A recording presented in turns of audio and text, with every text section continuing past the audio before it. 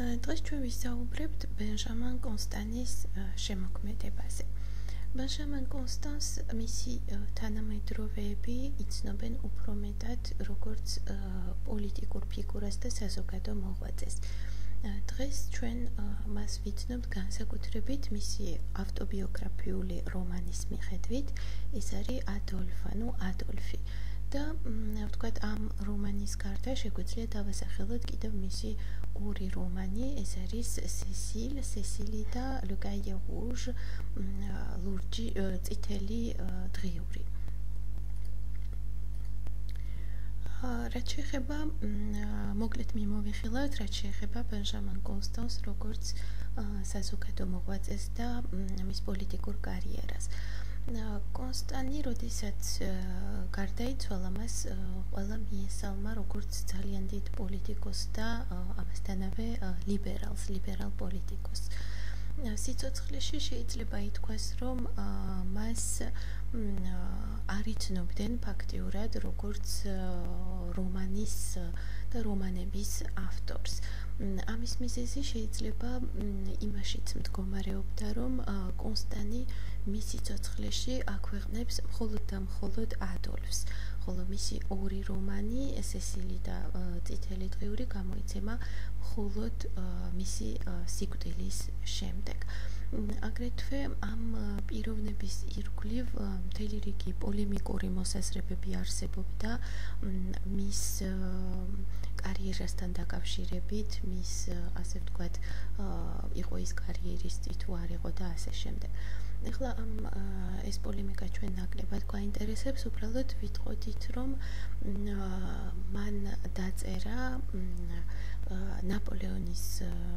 ნაპოლეონის წინააღმდეგ პამფლეტი, რომელსაც დაარქვა De l'esprit de conquête et de l'usurpation, ანუ დაპყრობის და უზურპაციის სულისკვეთების შესახებ 1814 წელს და როდესაც ნაპოლეონი კუნძული ელბადან ბრუნდება, ის კონსტანს დანიშნავს სახელმწიფო მრჩევლად. კონსტანი დარწმუნებული არის, რომ ლიბერალური რეჟიმის პერიოდი დაიწყება, თუმცა ის ამ თავის მოსაზრებაში შეცდება.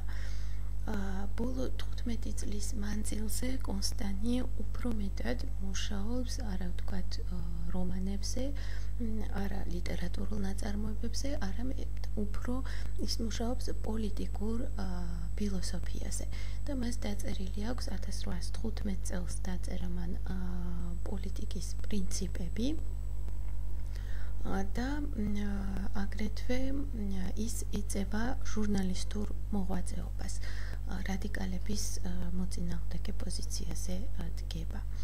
ის ცდილობს, რომ თავის ტექსტებში დაიცვას ის, როგორც უკვე ვთქვით, ლიბერალი, ანუ ლიბერალური იდეების მატარებელია და ის ცდილობს, რომ თავის ტექსტებში დაიცვას ინდივიდუალური თავისუფლება.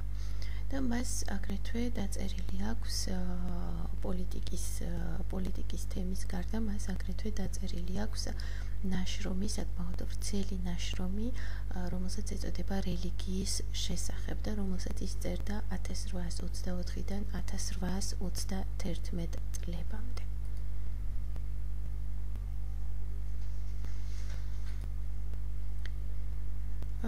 როგორც ჩვენ უკვე ვთქვით, მისი რომანებიდან მხოლოდ ადოლფი გამოქვეყნდა მის სიცოცხლეში, ანუ 1816 წელს. რაც შეეხება ამ რომანის ინტრიგას, ის ვითარდება ადოლფსა და ელეონორას შორის სასიყვარულო ისტორიის ირგვლივ და მთავრდება რომანი ტრაგიკულად, ანუ ელეონორა სიკვდილის რომანის ბოლოს იგებს, რომ მესამე პირისგან იგებს, რომ ადოლფს ის არ უყვარს და ანუ ატყუებს მას, სინამდვილეში არ უყვარს და ელეონორა თავს თვითმკვლელობით ამთავრებს და სიკვდილის წინ ის დაუდოვებს ადოლფს წერილს, რომელშიც ადანაშაულებს მას და შესაბამისად ეს წერილი ძალიან დიდ სასოწარკვეთაში ჩააგდებს თვითონ ადოლფს, რომელიც სინთეზის კენჭნას განიცდის და ასე შემდეგ. ანუ თავს იდანაშაულებს ელეონორას სიკვდილში.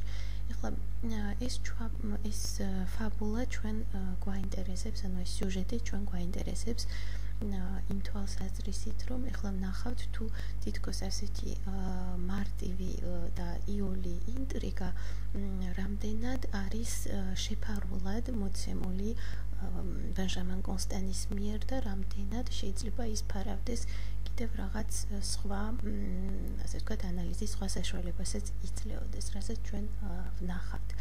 ეხლა ტექსტი ფაქტიურად გარეგნულად შეიძლება ითქვას, რომ არის საკმაოდ ნათელი და თითქოს მარტივი. ანუ ადოლფი, ანუ მთელი რომანი ვითარდება სასიყვარულო ისტორიის ირგვლივ და რომანის ბოლოს ადოლფი განიცდის ელეონორას სიკვდილს, განიცდის იმის გამო, რომ თავს იდანაშაულებს და ფაქტიურად ეს არის ამ რომანის მთელი სიუჟეტი. თუმცა ამავე დროს ტექსტის, ასე ვთქვათ, ამ რომანის პრეზენტაცია, ანუ სადაც პრეზენტაციაში იგულისხმება, ვნახავთ ახლა ჩამოვთვლით რა იგულისხმება, ანუ იგულისხმება ის ტექსტები, რომელსაც ავტორი დაურთავს რომანს, რომ მკითხველისთვის უფრო ნათელი გახადოს თვითონ რომანის შინაარსი. ანუ ფაქტიურად ეს სტანდარტული ტექსტები ვნახავთ, რომ აშკარავებენ აბსოლუტურად სხვა მიზანს, ანუ ავტორის კიდევ ერთ განსხვავებულ მიზანს. რომანს ერთვის 3 ტექსტი, რომლის მეშვეობითაც უნდა რომ ავტორს უნდა რომ მოახდინოს მკითხველის ორიენტირება. რომელი არის ეს 3 ტექსტი? პირველ რიგში ეს არის გამომცემლის 2 წერილი, ანუ საუბარი არის პიროვნებაზე, რომელსაც თითქოს და ხელში ჩაუვარდა მოგზაურობის დროს ადოლფის ნაწერები და ეს არის კიდევ ერთი წერილი, რომელიც განკუთვნილი არის გამომცემლისთვის და დაწერილი არის ვითომ და პიროვნების მიერ, რომელიც თვითონ ძალიან კარგად იცნობდა როგორც ადოლფს, ასევე ელეონორას. ანუ ამ შემთხვევაში გვაქვს 2 ტექსტი, რომელიც მიუთითებს სხვა წყაროებზე, რომლის მიხედვითაც იქნა აგებული რომანი და არა ავტობიოგრაფიულ წყაროზე. ფაქტიურად ამ 3 ასე ვთქვათ, განმარტავი ფუნქციის მატარებელ წერილს უნდა დავუმატოთ კიდევ ერთი, უბრალოდ კიდევ 2 ტექსტი, ეს არის თვითონ ავტორის წინასიტყვაობა, რომელსაც ავტორი წინ დაურთავს ამ რომანის 1816 წლის გამოცემას და შემდეგ უკვე 1826 წლის გამოცემას, როდესაც რომანი ხელმეორედ გამოიცემა.